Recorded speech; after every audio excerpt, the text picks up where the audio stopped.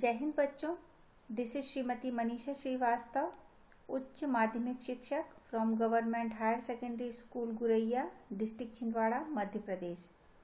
Today we are going to learn lesson number 4 from the diary of Anne Frank. The lesson is written by Anne Frank. This is the picture of Anne Frank, and this today's video is of part 2 of this lesson. The lesson is taken from First Flight. First Flight is the textbook in English for class 10th prescribed by NCERT. अभी तक हमने ये पढ़ा कि part 1 में कि Anne Frank जो इस डायरी की लेखिका है, जो 13 वर्ष की उम्र में इस डायरी को जिन्होंने लिखा है, उनका कहना है कि डायरी लिखना भी एक अजीब अनुभव है. इसके लिए पहले से कभी कुछ नहीं लिखा है, इसलिए यह अजीब सा अनुभव है. लेकिन ये बात भी है कि एक 13 साल की स्कूल की लड़की के चिंतन में, उसके थॉट्स में कौन दिलचस्पी लेगा. लेकिन सबसे बड़ी बात है कि 13 साल की लड़की अपने सीने में जो कुछ भी है, अपने हृदय में जो थॉट्स हैं, उनको प्रकट करना चाह रही है और वह डायरी के माध्यम से प्रकट करती है.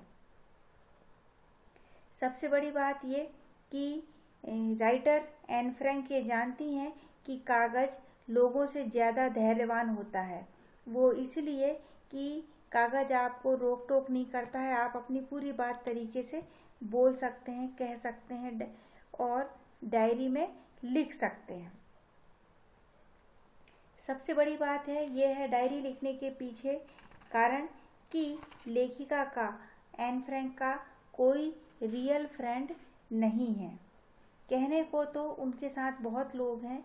उनकी माँ हैं, उनके पिताजी हैं, माता पिता के साथ साथ एक उनकी 16 वर्ष की बहन भी है, और जिनको वो जानती है लेखिका, उनमें लगभग 30 लोग ऐसे हैं जिन्हें वह मित्र कह सकती है. बहुत आंटीज़ हैं, फ्रेंड्स हैं, पर रियल फ्रेंड कोई नहीं है. यही कारण है कि राइटर ने, एन फ्रैंक ने डायरी लिखने का काम आरंभ किया.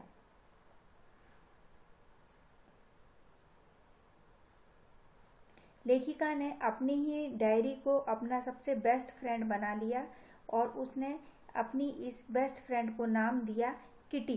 तो लेखिका की डायरी का नाम था किटी.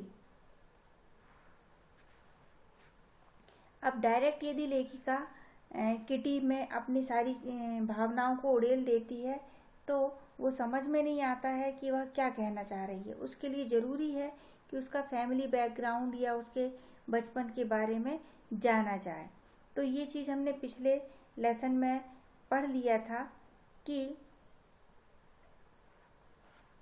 लेखिका के पिताजी ऑट्टो फ्रैंक हैं और ऑट्टो फ्रैंक ने 36 इयर्स की एज में मैरिज की थी लेखिका की माँ से. लेखिका की माँ उस समय 25 इयर्स की थी जब उन्होंने मैरिज की थी, और लेखिका की बड़ी बहन मार्गोट फ्रैंकफर्ट जर्मनी में 1926 में पैदा हुई थी, और खुद लेखिका 12 जून 1929 को पैदा हुई थी. इसके आगे से अब हम आज पढ़ते हैं.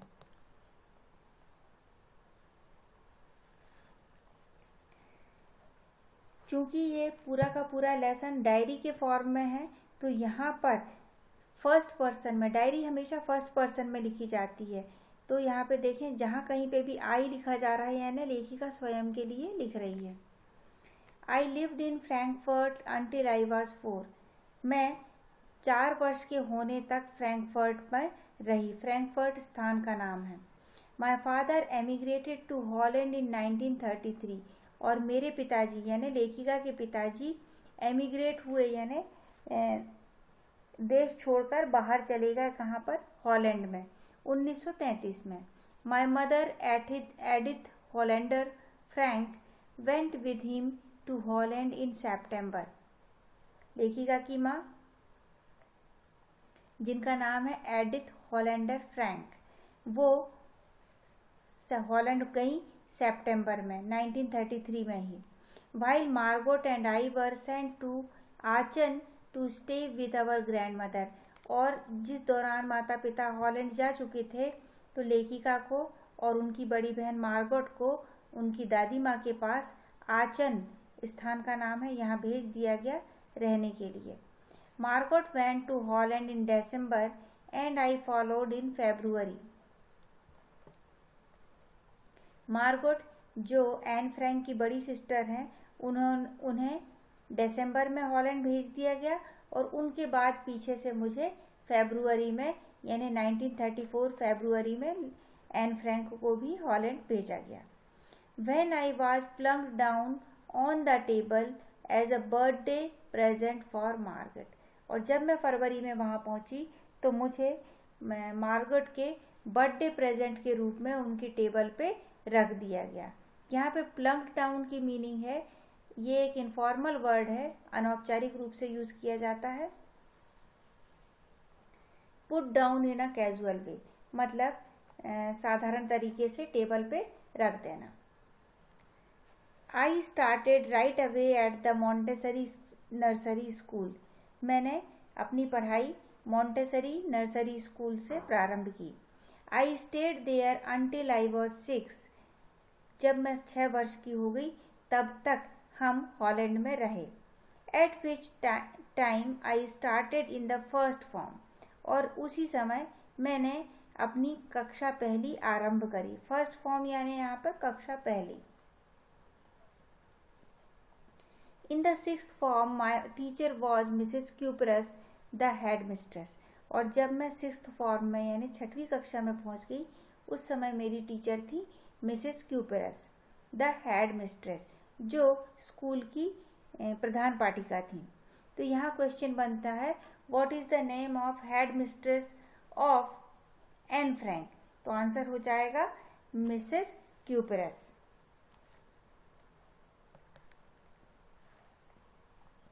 At the end of the year, we were both in tears as we said a heartbreaking farewell। जब साल ख़त्म हुआ 6वीं कक्षा का, उस समय हम दोनों को एक दूसरे से जुदा होना पड़ रहा था। एक दूसरे की विदाई में हम लोगों ने बहुत हृदय विदारक क्षण सहा और एक दूसरे को विदा कहा। फेयरवेल करना यानी विदा देना। In the summer of 1941, Grandma fell ill and had to have an operation. So, my birthday passed with little celebration।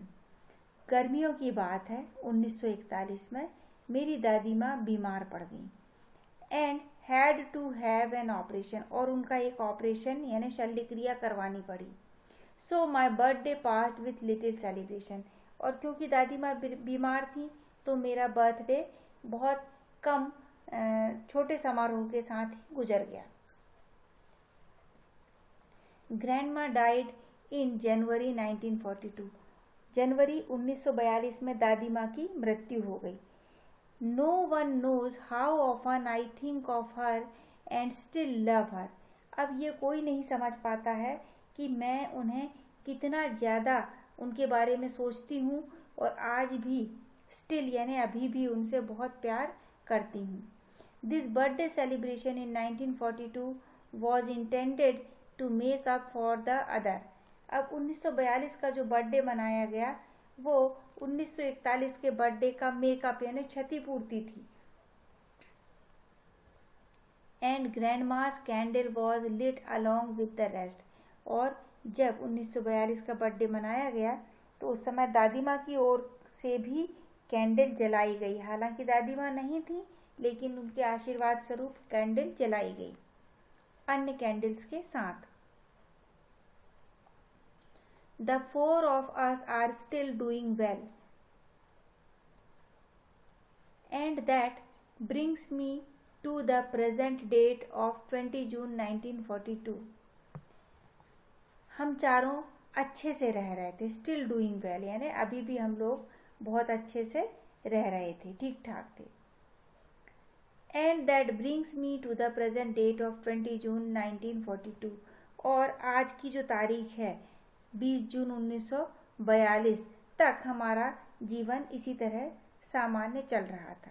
And the solemn dedication of my diary, और ये भी कि मैं डायरी को के प्रति बहुत संजीदा होकर लिख रही थी, समर्पित होकर। डेडिकेशन यानी समर्पण, सोलेम यानी संजीदा या गंभीर होकर लिख रही थी। कब तक? 20 जून 1942 तक।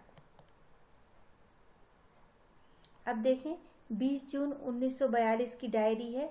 ये देखें एक्यूरेट फॉर्म जैसे डायरी लिखी जाती है। डायरी एंट्री में सबसे पहले दिन लिखा जाता है।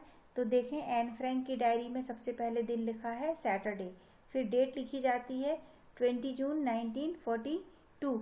अभी वर्तमान में ट्रेंड चल गया है कि डे और डेट के साथ टाइम भी लिख रहे हैं लोग डायरी में, पर ये उस समय की डायरी है 1942 की। तो यहाँ पे हमको डे और डेट देखने को मिल रही है। उसके बाद लेखिका ने अपनी डायरी को संबोधित किया है, एड्रेस किया है, डियरेस्ट किटी। किटी कौन है? उनकी diary. Our entire class is quaking in its boots. हमारी पूरी class quaking in its boots. Quaking in its boots का अर्थ होता है shaking with fear and nervousness, यानी डर और नर्वस होकर कांपना, घबराहट होना, डरना और घबराहट होना। The reason of course is the forthcoming meeting in which the teachers decide who will move up to the next form and who will be kept back। पूरी क्लास डर और परेशानी से कांप रही थी। कारण एक ही था कि टीचर्स एक मीटिंग करने वाले थे और उस मीटिंग में वो बताने वाले थे कि कौन बच्चे अगली कक्षा में प्रमोट होंगे और कौन उसी कक्षा में वापस रोक लिए जाएंगे। Half the class is making bet. आधी सी क्लास शर्त लगा रही थी। बेट से यानी शर्त लगाना। C N and Jacques who have staked their entire holiday saving on their bet।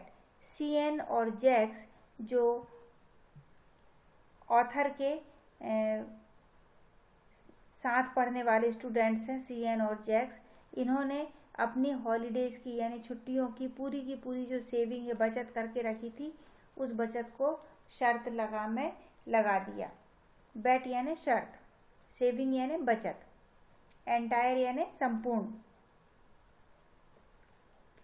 From morning to night, it's you are going to pass, no I am not। सुबह से लेके रात तक एक ही बात चल रही थी बच्चों के बीच, यू आर गोइंग टू पास, तुम पास होने वाले हो। सामने वाला जवाब देता नो आई एम नॉट, नहीं मैं नहीं होने वाला हूँ। यस यू आर, नहीं तुम पास हो ही जाओगे।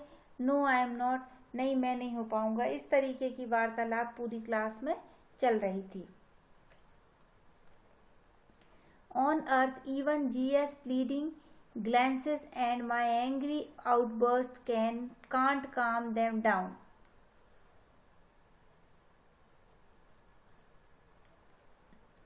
G.S. pleading glances and my angry outbursts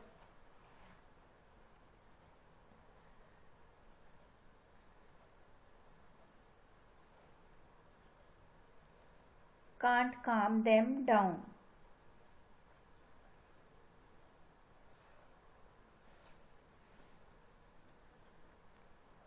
यहाँ तक कि जीज की दर्द भरी निगाहें व मेरे गुस्से के फूटने से भी वो हमें शांत नहीं कर पा रहे थे। काम डाउन करना यानी शांत करना। If you ask me, there are so many dummies that about a quarter of the class should be kept back.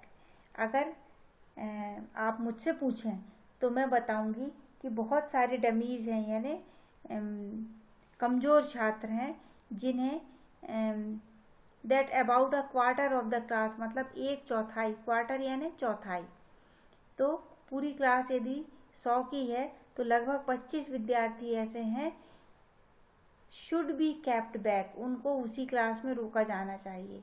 But teachers are the most unpredictable creatures on earth, पर बड़ी बात यह है कि शिक्षकों का व्यवहार अप्रत्याशित होता है। अनप्रिडिक्टेबल यानी अप्रत्याशित, क्रीचर्स यानी जीव होते हैं शिक्षक। हो सकता है वो ज़्यादा लोगों को भी क्लास में रोक दें उसी कक्षा में, और हो सकता है उन 25 को भी ना रोकें जो बहुत कमज़ोर हैं, उन्हें प्रमोट कर दें अगली कक्षा में। ये सब टीचर्स के अनप्रिडिक्टेबल बिहेवियर के बारे में लेखिका का कहना है। I am not so worried about my girl friends and my self, मैं अपनी साथी सहेलियों, गर्ल फ्रेंड्स यानी सहेलियों और मेरे खुद के बारे में ज़्यादा चिंतित नहीं थी। विल मेक इट, हम किसी तरह आगे पहुंच जाएंगे। The only subject I am not sure about is maths, एक अकेला विषय है जिसके बारे में मेरे पास होने की संभावना कुछ निश्चित नहीं थी, और वो विषय है गणित। Anyway all we can do is wait, कुछ भी हो अगर हम कुछ कर सकते हैं तो वो है इंतज़ार। Until then we keep telling each other not to lose heart, तब तक, until then यानी तब तक, हम एक दूसरे से कहते जा रहे थे not to lose heart, मतलब दिल छोटा मत करो, पास हो जाओगे, समझा रहे थे एक दूसरे को। I get along pretty well with all my teachers,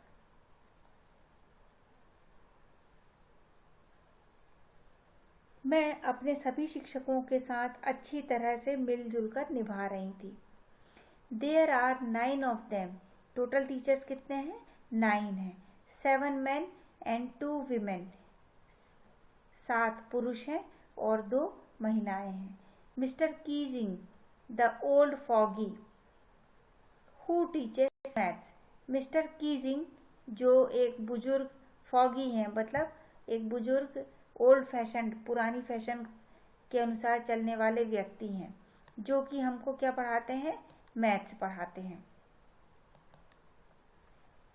was annoyed with me for ages because I talked so much, after several warnings he assigned me extra homework, वो मेरे से चिढ़े हुए थे क्योंकि मैं बहुत ज़्यादा बात करती थी। कई वार्निंग्स देने के बाद आखिर उन्होंने मुझे एक्स्ट्रा होमवर्क दे दिया। एन ऐसे on the subject A chatter box, मुझे उन्होंने लिखने के लिए दिया एक निबंध, और निबंध का टॉपिक था चैटर बॉक्स। चैटर बॉक्स का अर्थ होता है गप्पी, एक गप्पी, गप हाँकने वाला डिब्बा। Chatter box, what can you right about that, अब चैटर बॉक्स के बारे में आप लिख भी क्या सकते हैं? I'd worry about that later, I decided, मैंने सोचा, निर्णय लिया कि इस बारे में मैं बाद में विचार करती हूँ। I jotted down the little in my notebook, tucked in my bag and tried to keep quiet. फिर मैंने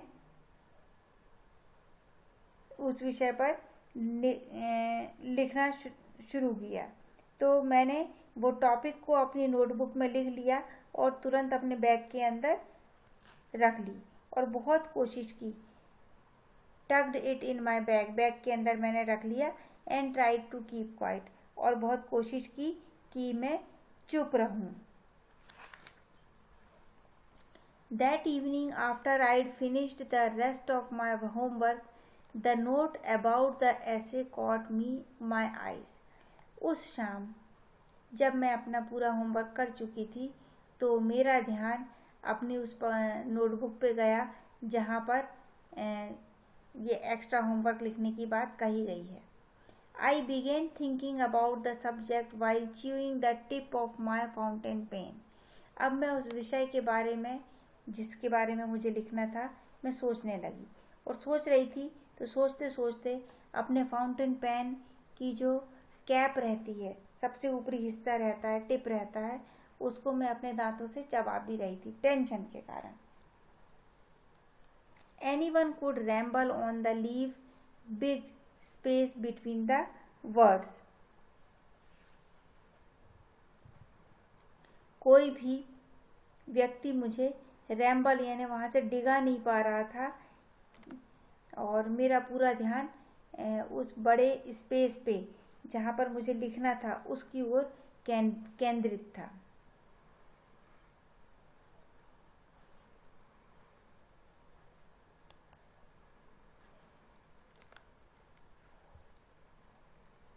But the trick was to come up with convincing arguments to prove the necessity of talking.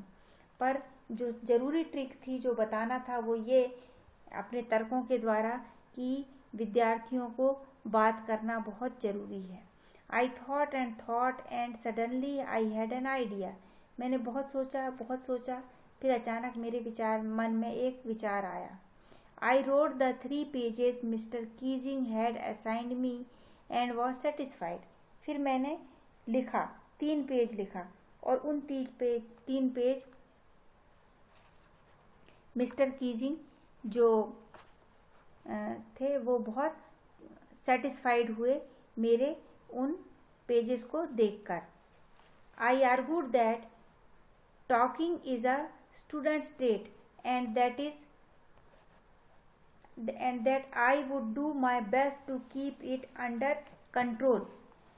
मैं बार बार ये उनको बताना चाह रही थी कि बात करना विद्यार्थियों का गुण है और ये कि मैं बहुत कंट्रोल में रह रही हूँ अभी। But that I would never be able to cure myself of the habit since my mother talked as much as I did, if not more, and that there's not much you can do about the inherited traits. तो ये भी लिखा मैंने निबंध में कि ऐसे में कि मेरी माँ भी उतनी ही बात करती हैं जितनी कि मैं करती हूँ और ये मुझे इनहेरिट हुआ है, मतलब आनुवांशिक रूप से मिला है ज़्यादा बात करना, और आनुवांशिक मिली हुई चीज़ों को हम बदल नहीं सकते हैं। Mr. Keysing had a good laugh at my argument, but when I proceeded to talk my way through the next lesson, he assigned me a second essay. Mister Keesing मेरे बहुत ज़ोर से हंसे, खुश हुए, पर जब मैंने अगले लेसन में भी बात करना कंटिन्यू रखा तो उन्होंने मुझे एक दूसरा ऐसे का टॉपिक दे दिया। This time it was suppose to be an incorrigible chatter box. इस बार जो मुझे लिखना था वो ये था, एन इनकॉरिजिबल चैटर बॉक्स, यानी जो कभी ना सुधरने वाला चैटर बॉक्स, यानी ना सुधरने वाली बातूनी लड़की। I handed it in and Mr. Keysing had nothing to complain about for 2 whole lessons. However, during the 3rd lesson, he would finally had enough. मैंने वह भी लिख कर दे दिया, लेकिन तीसरे लेसन में मुझे उन्होंने मेरे साथ ज्यादती कर दी। फाइनली हैड इनफ, ज्यादती करना। Anne Frank as punishment for talking in the class write an essay entitled. उन्होंने कहा, एन फ्रैंक, क्लास में बहुत ज़्यादा बात करने का तुम्हें सज़ा दी जा रही है, और सज़ा क्या है? Right an essay entitled quack quack sad mistress chatterbox, कि जिसे हम मिस्ट्रेस चैटरबॉक्स कह रहे हैं, उन्हें क्वैक क्वैक करके अपना एक और ऐसे लिखना है। द क्लास रोड, पूरी की पूरी क्लास ठहाका मार के हंस पड़ी। यहाँ पे रोड यानी ठहाका मार के हंसना। I had to laugh too, और मुझे भी हंसी आ गई। दो आईड एग्जॉस्टेड, हालांकि मैं पूरी तरीके से थक चुकी थी। Ingenuity on the topic of chatterboxes, और वो थकान जो थी वो मेरी थकान थी लगातार एक ही विषय चैटर बॉक्स के ऊपर से लिखने के ऊपर। It was time to come up with something else, something original. अब ये समय था कि कुछ मुझे ओरिजिनल यानी मेरे स्वतः के विचार लिखने थे और अच्छे भी लिखने थे। My friend Sanne who is good at poetry offered to help me write an essay from beginning to end in verse and I jumped for joy। तो मेरी एक फ्रेंड है जिसका नाम है सैन, उसने whose यहाँ पे देखे अपॉस्ट्रोफी एस लिखा है, इसका मतलब है who is का शॉर्ट फॉर्म है whose, जो कि पोइट्री में बहुत अच्छी थी। तो उसने मुझे लिखने में मदद करी और उसने बोला कि पूरा का पूरा जो ऐसे है तुम वर्स में यानी छंद में या कविता के रूप में लिखो। And I jumped for joy, और मैं खुशी से कूद पड़ी। Mister Keesing was trying to play a joke with me. Mister Keesing जो है वो मेरे साथ जोक, एक तरीके का मजाक करना चाह रहे थे। With joke on me with this ridiculous subject but I make sure the joke was on him. Mister Keesing मेरी हंसी उड़ाना चाह रहे थे, लेकिन मैंने ये निश्चित किया कि मैं उन्हें मेरा मजाक उड़ाने नहीं दूंगी, बल्कि वो स्वयं मजाक के पात्र बन जाएंगे। I finished my poem and it was beautiful। मैंने अपनी पोएम समाप्त करी और वो पोएम बहुत सुंदर थी। It was about a mother duck and a father swan with 3 baby ducklings who were bitten to death by the father because they quacked too much। ये जो पोएम थी बहुत ही सुंदर पोएम थी। ये एक मदर डक के बारे में और फादर डक के बारे में थी। तो जो फादर स्वान था उसने अपनी 3 बेबी डकलिंग्स यानी होते हैं डक या बतख के बच्चे, तो उनने अपने बच्चों को इतनी जोर से काटा था, काट के बाइटन यानी काट के उनको मार डाला, क्योंकि वो बहुत शोर करते थे। बिकॉज दे क्वैक्ड यानी यहाँ पे क्वैक करके हल्ला करना। Luckily mister Keesing took the joke the right way. और ये मेरे लिए सौभाग्य की बात है कि मिस्टर कीजिंग ने वो जो जोक था उसको सही दिशा में लिया, उसका बुरा नहीं माना। He read the poem to the class adding his own comments and to several other classes as well. Mister Keesing ने वह पोएम पूरी क्लास के सामने सुनाई, अपनी खुद के कमेंट्स भी उसके साथ दिए और अन्य कक्षाओं में जाकर भी उन्होंने वह पोएम सुनाई। Since then I have been allowed to talk and haven't been assigned any extra homework। तब से मुझे बात करने की अनुमति मिल गई कि मैं कक्षा में भी बात कर सकती थी, और तब से मुझे इसका कक्षा में बात करने की सज़ा के रूप में कोई अतिरिक्त होमवर्क गृह कार्य नहीं असाइन किया गया, नहीं दिया गया। On the contrary mister Keesing always making jokes these day. और इसके विपरीत, ऑन द कॉन्ट्रेरी यानी इसके विपरीत, अब मिस्टर कीजिंग उन दिनों हमें बहुत ज़्यादा जोक्स सुनाने लगे थे। यहाँ पे फिर जो डायरी राइटर रहता है उसके लास्ट में साइन होते हैं। तो यहाँ देख रहे हैं हम, लिखा हुआ है योर्स एनी। तो ये जो डायरी एंट्री है ये एनी के द्वारा, एन फ्रैंक के द्वारा की गई है। यहाँ हमारा लेसन होता है समाप्त। तो आपने लेसन ध्यान से पढ़ा। Thank you, have a nice day. और साथ ही आपको निर्देशित करते हैं कि आप इंटरनल क्वेश्चंस के लिए लेसन को बहुत ध्यान से समझ लें। Once again thank you, have a nice day.